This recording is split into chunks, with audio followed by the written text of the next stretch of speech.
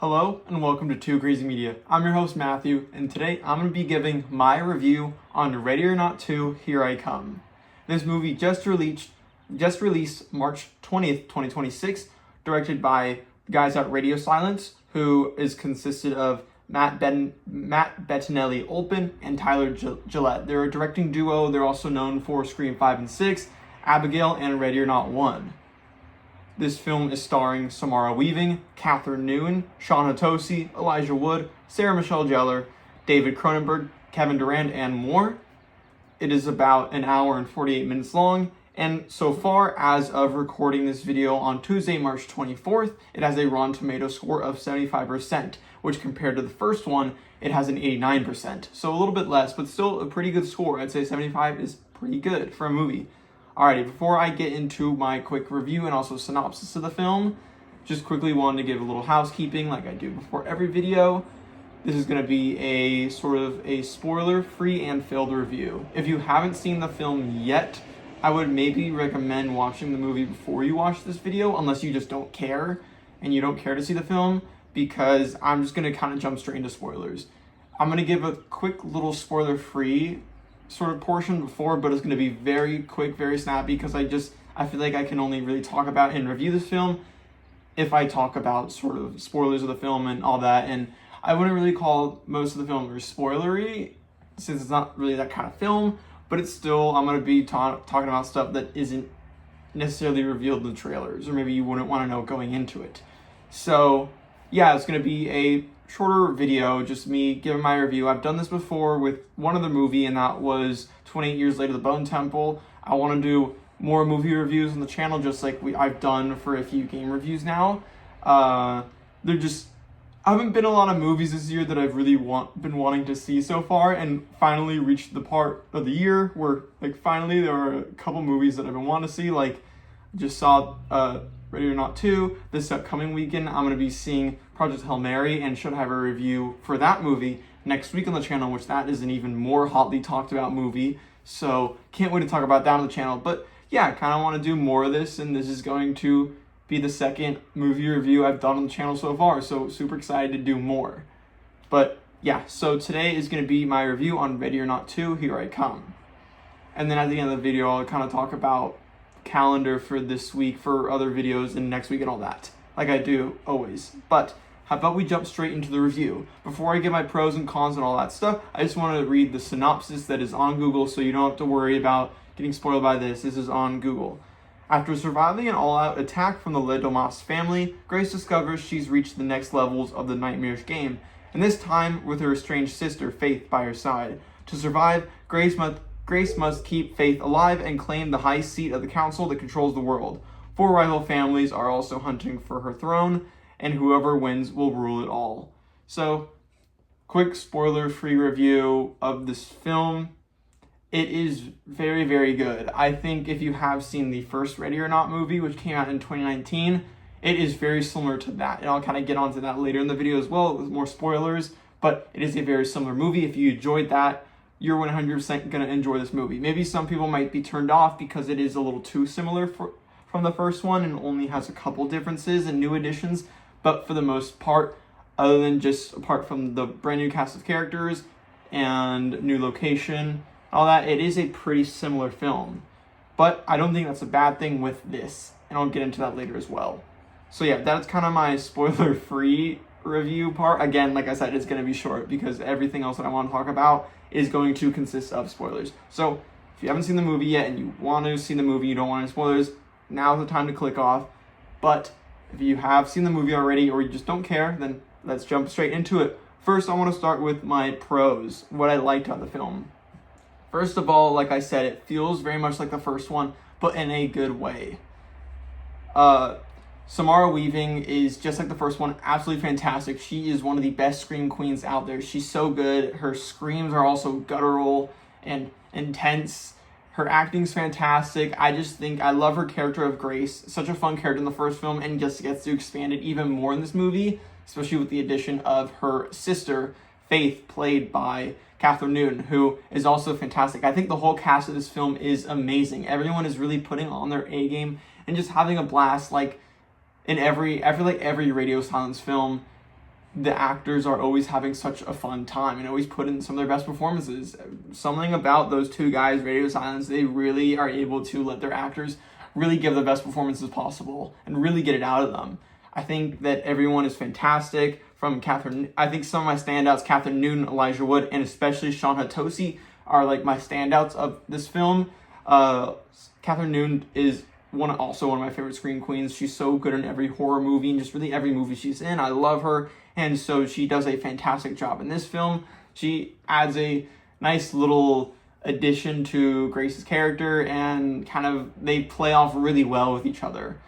I think Elijah Wood, sort of as this character, he plays the lawyer, plays this happy medium of still being evil, but also at the same time, like, kind of being the one normal one out of them all. And I think he has a really fun time kind of switching between that. And I just think he's great, especially at the end. When he gets to play the priest, I think he had a ton of fun with that script. It was a lot of fun.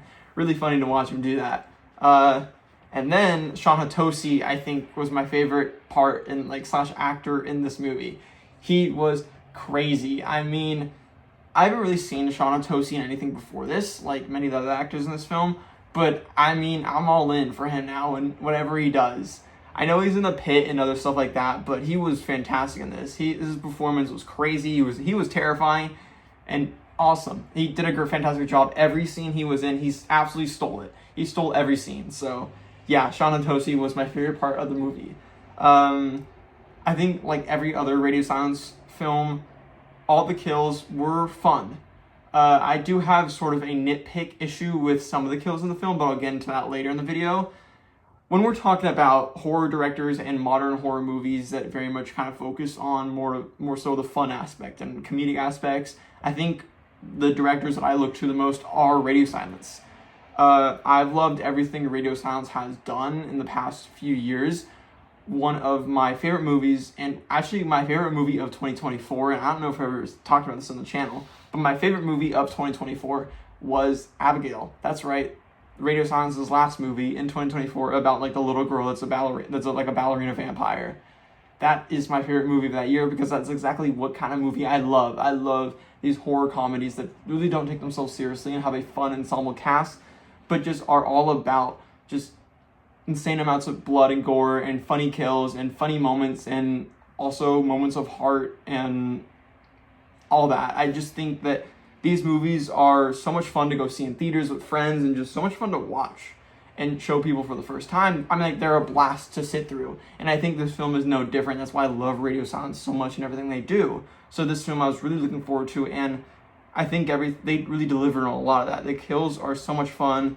The washing machine kill is kind of what I think to a lot of this film, of one of my favorite moments of the film. It's just such a fun kill, and we've seen so many different people in movies, these horror movies, they try to come up with their own crazy kills. I think one movie I can think of off the top of my head that has some crazy kills is like Heart Eyes. That was a film that I believe came out last year and absolutely loved it so much, and that's a film that has some crazy, wild, wacky kills that no one else has thought of so far, and I think this film has that with the washing machine kill. I think it's a lot of fun and pretty gory. Also, as it's a Radio Silence movie, they always have to be filled with tons of blood, and this film is none different. The ending, I love that, the climactic ending in like the church underground area with the blood flowing out of the thing of all the people that blew up, and I think it's just a classic Radio Silence moment and a perfect way to end the film. I thought the location was much better than the last film. The last film, yeah, the mansion definitely set the tone well, and it was creepy at times, but I think the variety of the sort of golf course / resort of this new location is much better. I think it adds more to it, from different locations, like just being on the golf course to being in the woods to then going to sort of the casino room to the washing machine sort of boiler room, I guess, would you call it, the back rooms of the hotel, to even the dance wedding hall, and more, the lodge, and all the other locations in this film are great. They're a lot of fun. I think even sort of starting the film in the hospital and having even a good kill in there and all that, I think it was a lot of fun and added to sort of the difference of this film and variety of locations that the first film didn't have really. So I really like that. Super fun location, added a lot to it as well. I think my favorite fight scene in the film, or favorite like funny moment in the film, was probably the bride fight scene between Grace and I forgot her name, but the character that was first dating Alex, and then they broke up, but she's also part of one of the families. I thought that scene was hilarious. It was really well written to kind of have that twist of that character kind of being mad at her because of that. I think it's a lot of fun. It's a super fun moment with the music, and the pepper spray was super funny. Added a really funny gag to it of having them kind of both having pepper spray in their eyes and just swinging at nothing until they can finally either get water in their eyes or for some reason get cake in their eyes and then be able to see again. So I thought that was a lot of fun, and with the rocket launcher as well to start it off, just a really, really fun scene. Had a blast with the music and everything, just super fun, especially in the theaters, and honestly had the whole theater that I was in. It wasn't a packed room, I'd say, but it still was pretty busy, and the whole room was laughing and having a great time with it. It was really fun.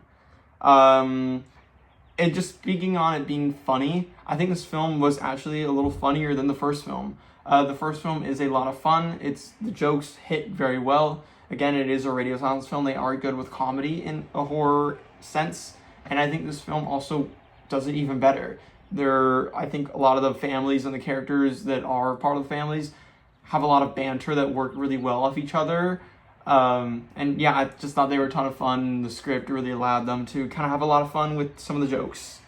And then just sort of my final pro is the third act was really bonkers in a good way.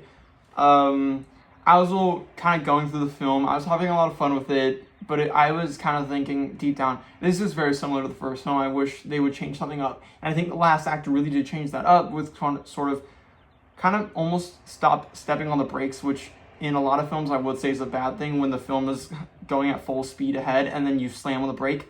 I think in a lot of other films that could be a bad thing, but I think it works in this film a lot to sort of change it up, add something new and different that we haven't seen before. That I think works really well. Having the rule of if she gets married, she doesn't have to be killed, and kind of getting married to Sean Hatosi's character, who is just deranged and insane, and having the whole marriage ceremony scene at the end of the film, and how bonkers and crazy and weird that is, but also how funny it is at the same time, and comedic and just strange. And then after that, when she goes and kills him and then just tosses the ring into the thing and kills everyone else, it's just a ton of fun. It's definitely different, something I did not expect at all to see that level of, I guess, world building. There's a lot of world building in this film in terms of building out the family and the sort of everything that Mr. LaBelle has sort of impacted in all of the families that he's kind of made deals with, and combining that all and creating the universe about that, I thought was really cool. It reminds me kind of a lot of John Wick, where it seems grounded at first, but then you start to realize they start to peel back the layers of, wow, this is a very different universe to just our normal world, and from like kind of assassin verse. In this universe, it's like being controlled by like a bunch of families and who are all like worshiping like Satan or Mr. Ledomas, and I think Mr. LaBelle. And I think it's a lot of fun. It's a fun little universe and fun little thing that they've created with it. I think it's a great time. So yeah, I really like the third act, just kind of expanding the universe more. I hope we get to see more. I don't know if we're going to get another sequel to this. I feel like at this point it might be a little played out unless they really switched up, which I don't know. I'd be fine with this being the last Ready or Not film. But I'd love to maybe see them expand on this universe with other films, maybe. I don't know. I don't know what Radio Silence is going to do next. I'm still hoping for Abigail 2. I would love, if they did a sequel to Ready or Not 2, I would love a sequel to Abigail. Just please, Radio Silence. That would be awesome. But finally, now to the cons. So I liked a lot of the film, but I still had some issues with it. It's not a perfect movie in any regard. So one big con I had was that while I don't know if I would consider this to be a true horror film, like even something like Abigail, I do wish there were a few more jump scares. There's only one I can think of, and that was when they were kind of being sniped at by one of the family members, and they create a distraction with smoke, and as they're running out, another guy with like a machete comes in from the smoke. That was a pretty good jump scare, but I kind of think that's the only one I can remember, honestly, and I only saw the film about 2 days ago. So I do personally wish there were a little more jump scares in it, and just it was a little scarier. Obviously, while this is considered to be a horror comedy, I don't know if I'd call the Ready or Not films true horror movies. I think they're more so fun comedy thrillers. But still, though, these guys kind of are known for doing horror movies. And I feel like I remember even a few good jump scares in Ready or Not 1, so I just wish there may be a little bit more in this one. I think it was definitely lacking on the horror regards. It was not a scary movie at all, which if you like that and you don't like scary movies, then I think this is a good movie for you, because it is not scary at all. Unless you don't like blood, then maybe don't see this film. Another issue I had is that I think some of the kills were a little, not lame, but something we've seen before in other movies. I think with so many horror movies, like I said earlier in this video, trying to create new kills, something we haven't seen before, is kind of this race of like who can create the cooler kills in each film. And I think there were some kills like I talked about, like the washing machine kill, but I think for the most part, a lot of them we've seen before, from just someone getting someone getting shot with a shotgun a few times close range, to a sword being stabbed in the neck. I feel like we've seen that before in movies with like swords. Again, it's not the worst thing in the world. It's kind of more of a nitpick from me, but yeah, no, I thought some of the kills were a little lame and I guess done before. Not much experimentation other than a few good ones. Another thing I wanted is that while I wish we learned a little bit more of the backstory of the other families in the film and how they met Mr. LaBelle. Like I said, I really liked a lot of all the other families, and I thought they worked well, definitely better than even the family members from the first film. I thought just the cast in general was more fun than the first movie, and I liked them all. I just wished we got to explore them a little bit more in their backstory, and sort of, because it's really interesting to see how they all met Mr. LaBelle and why they're all so evil, and maybe why and all that stuff. And I think it would have been a lot of fun. I kind of just wish we had a little bit more time to learn some of the backstory. But then again, if that would have made the movie longer, which it definitely would have, then it's not the worst thing that it's not there. That's kind of more of a nitpick if I wish that was there as well. While this isn't an issue I have, this is just an issue other people may have, and that's that some people may argue it's a little too samey and doesn't try anything really new apart from just giving Grace a sister. Well, I do think that is a fun change and different, and obviously you can say it is new in regards of a whole new cast of characters hunting Grace down and a new location. It still is the similar thing of she's hiding from people that are trying to hide and seek. It's just another game of hide and seek, and that's what it is. With very similar sort of outcomes and all that. And a very similar ending, I must say. And while I may not think that's the worst thing, I just want to put that out. I think some people may not like that as much. And then I'm not going to mark the film off for this issue, but I just wish Kevin Durand was in it more. I love Kevin Durand. He was in Abigail, and he was my favorite character in Abigail. I loved him so much, and I was instantly in on Kevin Durand as an actor. I was like, I loved his performance in Abigail. It was so much fun. I want to see him more. And he was in this film. I was happy to see him in another Radio Silence film. He wasn't in it for long. He kind of died very quickly into the movie. And I was like, dang, he was so much fun when he was for the 5 minutes he was in the film, not even. So I just wish he was in it more, but I'm not going to mark the film for that. Alrighty, now just for my overall statement, Ready or Not 2 is a lot like Ghost of Yotei. And stick with me on this one, on this weird metaphor comparison. Now, it's very similar, just like with Ghost of Yotei, something I said in my review, is that while Ghost of Yotei is very similar to its predecessor, Ghost of Tsushima, in terms of just what you're doing and all that is very similar, and yes, different in other ways, but still, for the basis, it is pretty similar. Almost kind of like it's reheating a lot of its nachos and its beat. It's good in the way of it learns from all the mistakes of its predecessor and improves on them, leading to an even more enjoyable and just better, more built-out sequel. I think Ready or Not 2, Here I Come, is the same thing, where yes, it reheats a lot of the nachos of the first film. It does a lot of beats and is even more similar to its predecessor than I'd say Ghost of Yotei is to Ghost of Tsushima. But just like Ghost of Yotei, it learns from the mistakes of the first, it improves on them all, and it just leads to a more enjoyable and bonkers sequel that adds more to the universe and all that, which I liked. And I'd say it doesn't stick the landing fully and kind of creates its own issues that weren't even issues in the first film, but I came out loving it as much as, if not even more than the first. I still need more time with it to really decide on whether I loved it more than the first, but I definitely liked it as much as the first for now. So that's pretty good. That says a lot. So overall, another great, fun horror comedy that delivers on exactly what it should be from the Radio Silence guys, who I'm convinced can do no harm with a truck full of fake blood.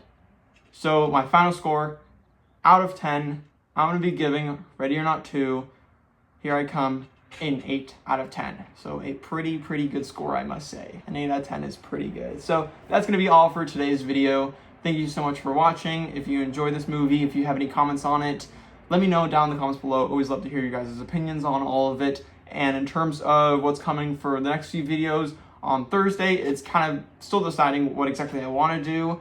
I've got a few videos in the works.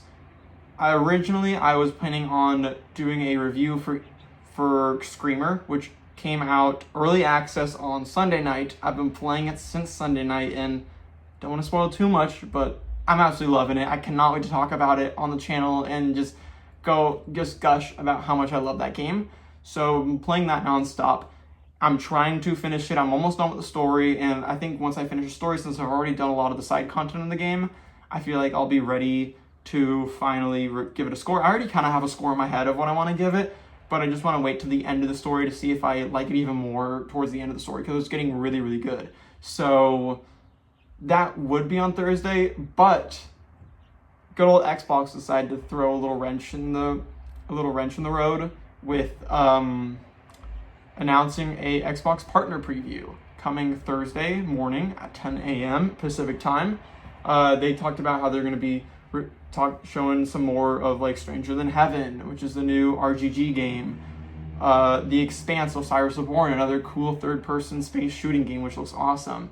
So honestly, depending on how substantial it really is and how much they show and how big of the games that they show and really how big it is, if it's like some like tiny little like indie, like those are the two biggest games and everything else is pretty small, then I probably won't make a video going over it. But if it is pretty big, then I probably will, and that will be Thursday's video, is kind of me breaking it down, going through all the announcements like I've done with all the other past bigger game showcases that have happened in the past few months. But if not, expect a Screamer review, and then next week, expect both a review on Project Hail Mary, and then also, hopefully, Crimson Desert. My goal right now is to finish Screamer before I get back to Crimson Desert, just because I'm like, you know what, I want to get Screamer done before the game officially comes out Thursday night, but at the same time, and so that means I'm going to put Crimson Desert off to the side, because I don't want to be switching off between the two games. I kind of want to give both of them